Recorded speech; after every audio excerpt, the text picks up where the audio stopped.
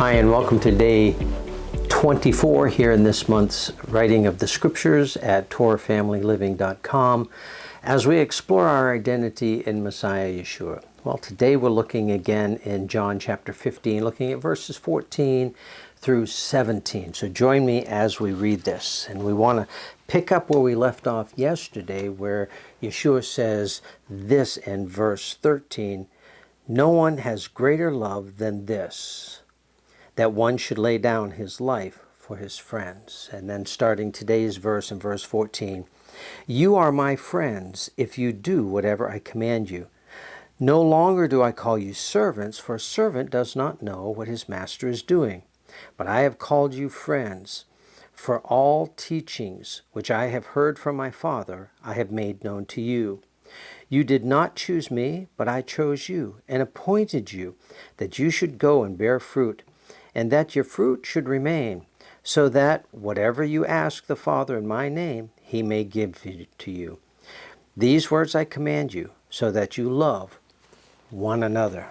Backing up here and looking at this idea of friendship or friends, Yahshua says that there's no greater love than this, and a man lay down his life for a friend. And then he goes on and says, "You are my friends." Why? Because he was willing to lay down his life for you. So he wants you to be his friend.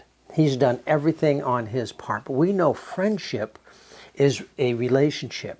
You can't have true friendship with two people coming together as friendship if only one wants to be a friend.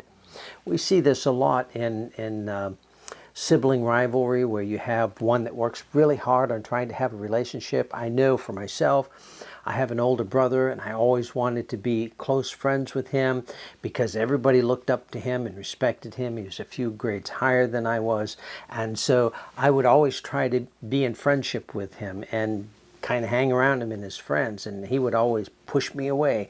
So that reciprocating friendship wasn't really there.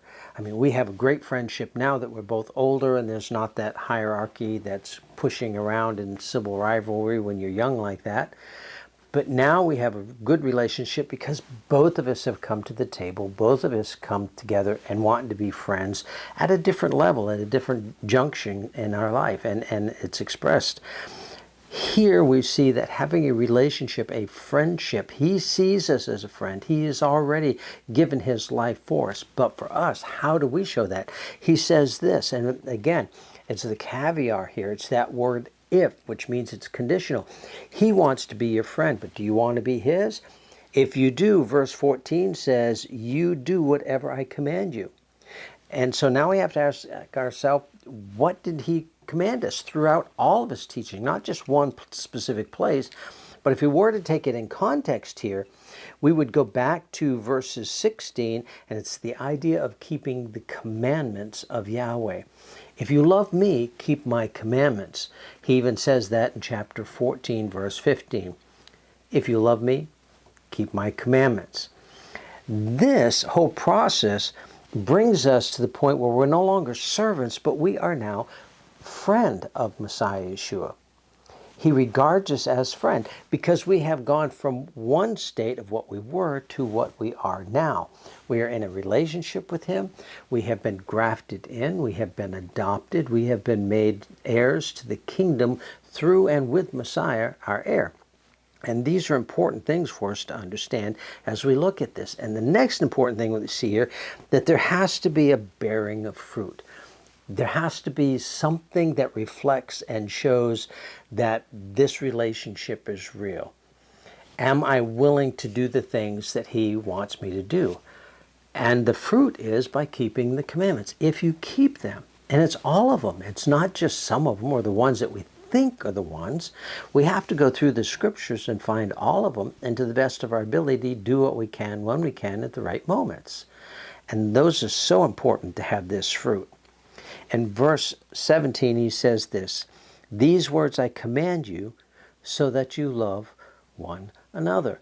Again, he's coming back to this idea. So we have a friendship and relationship with him, but we also need to have that same relationship with others. So we have us and Yahshua all coming together and be an echad with our brethren, to love one another.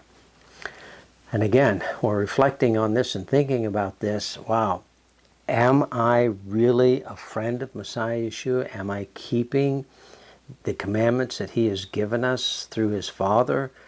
And am I expressing the same kind of relational person that I'm supposed to be to my brethren? This is what my identity looks like if I'm in Messiah. I'm loving my brethren. And the fruit shows because I'm being kind. I'm being patient. I'm being long-suffering. I'm loving. I'm committed. All those things that are the fruit of the Spirit that guides us and leads us. Well, we learned this week so far that we're precious in His sight. We've been grafted in. We are no longer the old person. We're a new person. We're in a relationship that takes us beyond being just a servant. You do this because, but we are in a relationship because we are friends with Him and we have been grafted in. And now we need to exhibit that, especially in loving our brothers. Well, there are some thoughts for you to think about today. I hope they've been a blessing to you. Until next time, blessings.